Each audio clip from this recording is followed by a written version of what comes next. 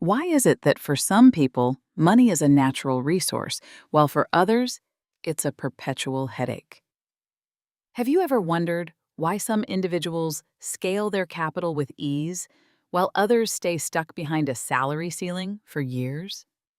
Today, we aren't just talking about numbers.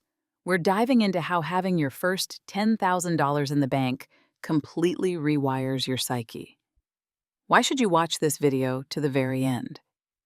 First, you'll learn how financial insecurity physically lowers your IQ and, more importantly, how to fix it.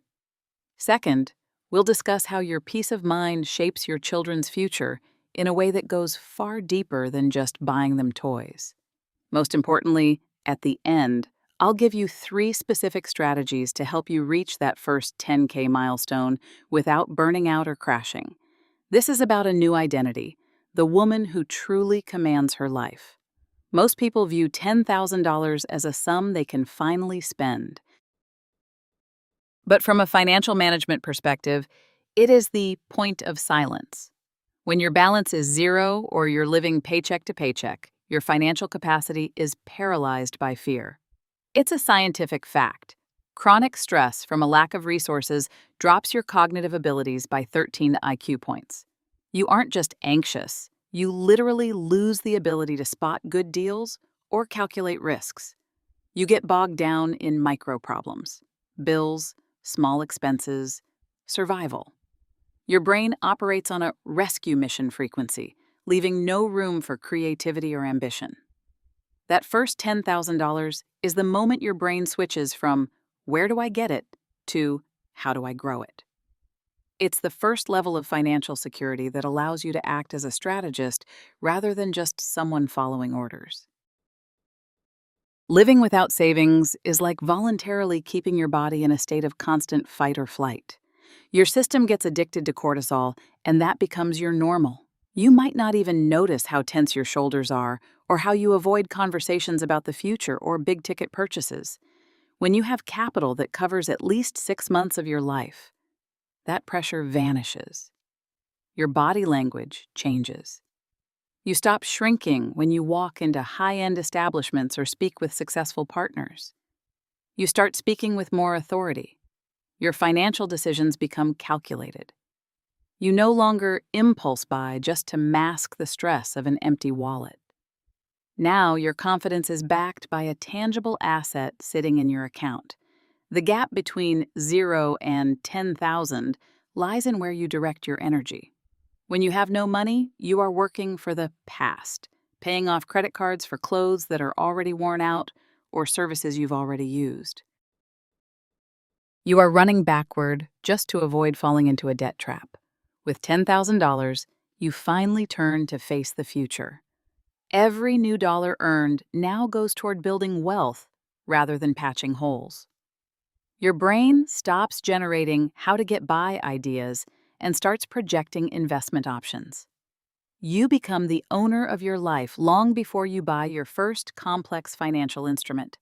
It's a paradigm shift, from mending sails to choosing your course in the open ocean. The most potent effect of this sum is your right of refusal.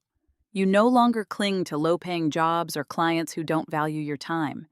You know you have a safety net.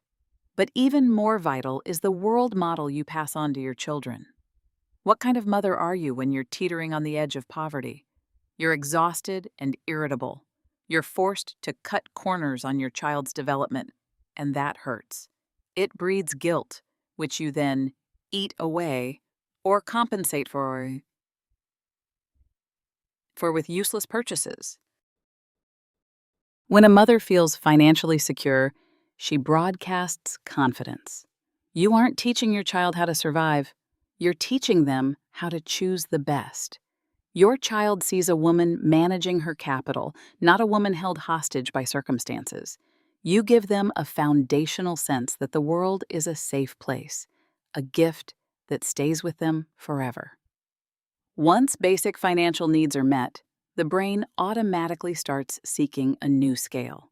This is an expansion mechanism. You've tasted safety, and now you want to elevate your quality of life. This isn't about being wasteful, it's about new standards. You start seeing opportunities where there used to be walls.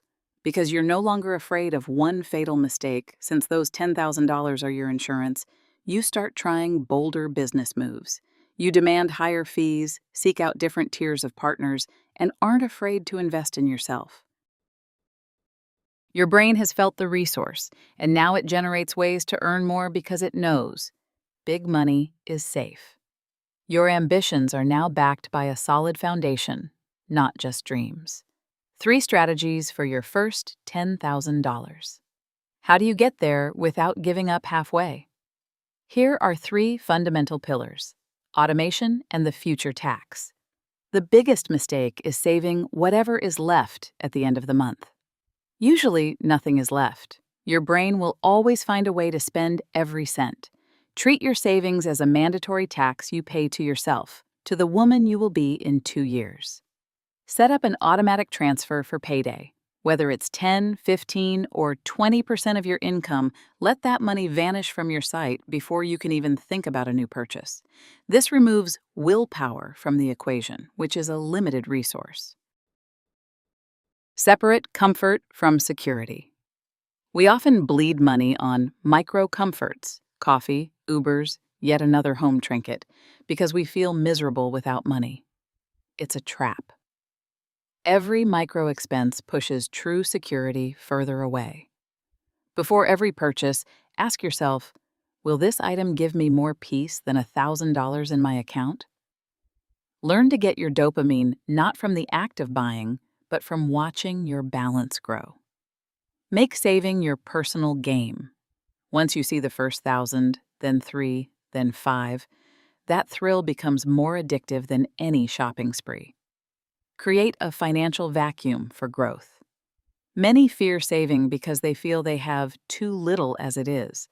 But the paradox is that when you create a clear spending structure, room for new income appears. As long as there is chaos in your wallet, there is chaos in your business. By counting and intentionally collecting, you signal to yourself, I am ready for more. Start small, but be consistent. Discipline with small amounts opens the door to large capital. You'll be surprised how quickly new income sources appear once you have a clear target. When the initial financial tension eases, there's a temptation to blow it all on passive comfort. Additionally, your social circle might start to push back. It's psychologically tough to be the only one in the group who isn't complaining about the economy but is looking for growth. People might start calling you too self-confident. Withstanding the pressure of your own success is a skill in itself. Don't let the urge to fit in destroy your foundation. You don't owe anyone an apology for learning how to master money.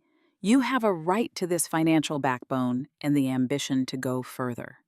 Money doesn't change you, it simply allows you to finally be yourself.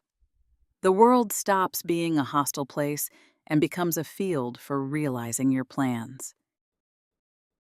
$10,000 is just the beginning, but it's the most crucial step because it proves you are capable of building your independence. You are the author of your financial story. I am Nicolina. I help you change your financial settings so that money becomes your resource, not your limitation. Start building your first 10K today. Don't wait for the perfect conditions. Create them yourself. You deserve a tomorrow that is calculated, free, and peaceful. I'll see you at the next level of your freedom.